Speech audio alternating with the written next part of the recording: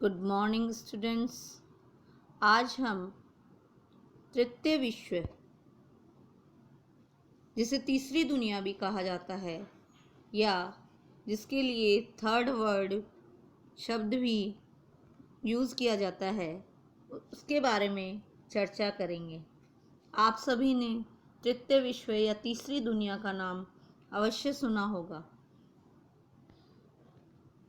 ये third world क्या है, किसके लिए इस शब्दावली का प्रयोग किया गया है, इसके बारे में हम अध्ययन करेंगे।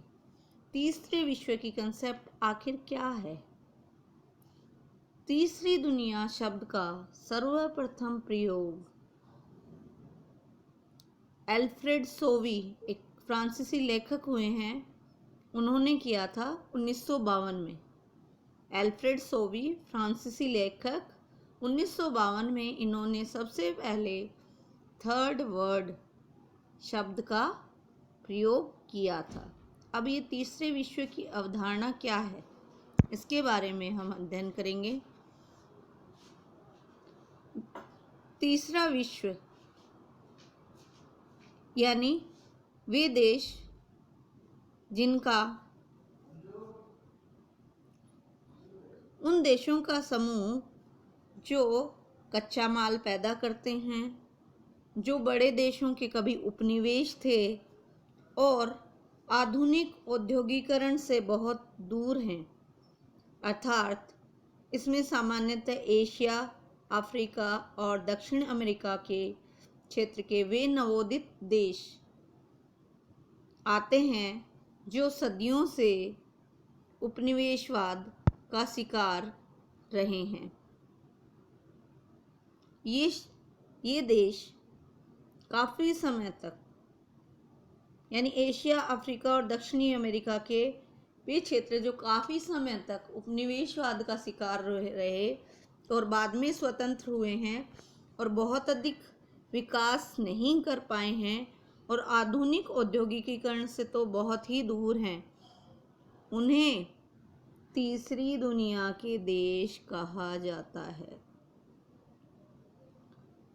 तीसरी दुनिया, थर्ड वर्ल्ड, तीसरी दुनिया के जो देश हैं उन सभी राष्ट्रों की समस्याएं एक जैसी हैं और संयुक्त राष्ट्र संघ की महासभा में भी ये देश एकजुट होकर मतदान करते हैं। इन राष्ट्रों में एकजुटता देखी गई है। तीसरी दुनिया, तो प्रश्न ये आपको यूँ दिमाग में आता होगा कि पहली दुनिया कौन सी है, दूसरी दुनिया कौन सी है और तीसरी दुनिया। जो पहली दुनिया थी वो पूंजीवादी देश या पूंजीवादी जगत को पहली दुनिया कहा गया और साम्यवादी जगत को दूसरी दुनिया।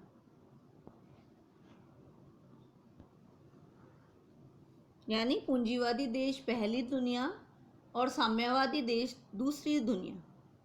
और वे देश जो कि आधुनिक औद्योगिकीकरण से बहुत दूर हैं और सदियों तक उपनिवेशवादी शोषण के शिकार रहे हैं, जैसे एशिया, अफ्रीका और दक्षिणी अमेरिका के नव स्वतंत्र देश जो कि 1945 के बाद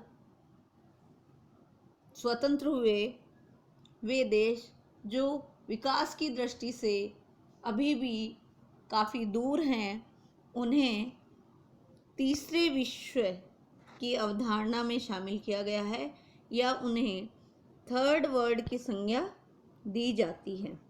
तीसरे विश्व के जो देश हैं उनकी सामान्य विशेषताएं लगभग एक जैसी हैं। जैसे उन देशों में कृषि जीविकोपार्जन का आधार है और जो उनकी अर्थव्यवस्था है वो बागवानी पर आधारित है। बढ़ती जनसंख्या का दबाव या कच्चे माल के निर्यात में ही सभी कृषक लगे हुए हैं, यानी कृषि ही जीविकोपार्जन का मुख्य आधार है। ये तीसरे विश्व के देशों की मुख्य विशेषता है। दूसरी विशेषता थर्ड वर्ल्ड की, ये देश निर्यातों पर आश्रित हैं। ये देश जो तीसरी दुनिया के जो देश हैं वो अपने निर्यातों पे अधिक निर्भर रहते हैं। ये अल्प विकसित देश हैं। इन देशों में निर्यात का राष्ट्रीय आय से अनुपात 20% है। तो ये कुल मिलाकर तीसरे विश्व के देश निर्यातों पर अधिक आश्रित हैं। तीसरी विशेषता इनकी अर्थव्यवस्था में कुछ असंतुलित घटक हैं। अल्प विकसित देशों में उत्पादन के विभिन्न घटकों में असंतुलन देखा जाता है, जैसे श्रमिकों का एक उद्योग से दूसरे उद्योग में जाना, पूंजी की गतिशीलता आदि, जो कि उद्योगों को प्रभावित करते हैं। चौथी इनकी विशेषता है तीसरे विश्व के देशों की जनसंख्या वृद्धि। जो ये अल्प विकसित या विकासशील देश हैं, इनमें जनसंख्या वृद्धि दर बहुत अधिक है और इस कारण कई आर्थिक कठिनाइयाँ भी उत्पन्न होती हैं। इसके अतिरिक्त तृतीय विश्व के देशों में अस्थिर राजनीतिक व्यवस्थाएं हैं। इन देशों में लोकतंत्र संक्रमण के दौर से गुजर रहा है और जो राजनीतिक व्यवस्थाएं हैं वो समय समय पर परिवर्तित होती रहती हैं। कई देशों में तो अभी भी लोकतंत्र को सुनिश्चित नहीं किया जा सका है। इसके अतिरिक्त तृतीय विश्व के देशों में करिश्माई नेतृत्व है। कोई ऐसे जननेता, चमत्कारिक व्यक्तित्व वाले नेता हैं जो कि राष्ट्रीय आंदोलन में या उनमें प्रभावी नेतृत्व किया और जनमानस में समा गए।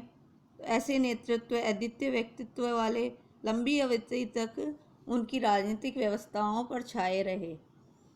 सातवीं जो इनकी सामान्य विशेषता है थर्ड वर्ल्ड के देशों की, वो है विधायिका का ह्रास, यानी विधायिका की शक्तियों में कमी आई है और कार्यपालिका की शक्तियां बहुत अधिक बढ़ी हैं। कार्यपालिका अध्यक्ष तानाशाह जैसी स्थिति में आ जाता है। और इसके अतिरिक्त तृतीय विश्व के देशों में एक दल प्रणाली पाई जाती है। लगभग वो एक दल जैसा, कुछ दल अधिक हैं तो भी, अगर दल एक से अधिक हैं तो भी व्यवस्था में, राजनीतिक व्यवस्था में एक दल की प्रधानता पाई जाती है, इसलिए उनमें सही ढंग से प्रतियोगिता नहीं हो पाती। और तीसरी दुनिया के देशों में कार्यपालिका प्रतिमान भी अभी स्थिर नहीं हुए हैं।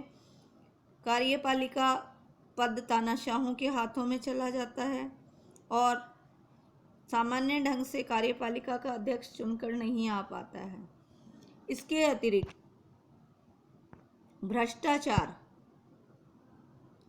भ्रष्टाचार इन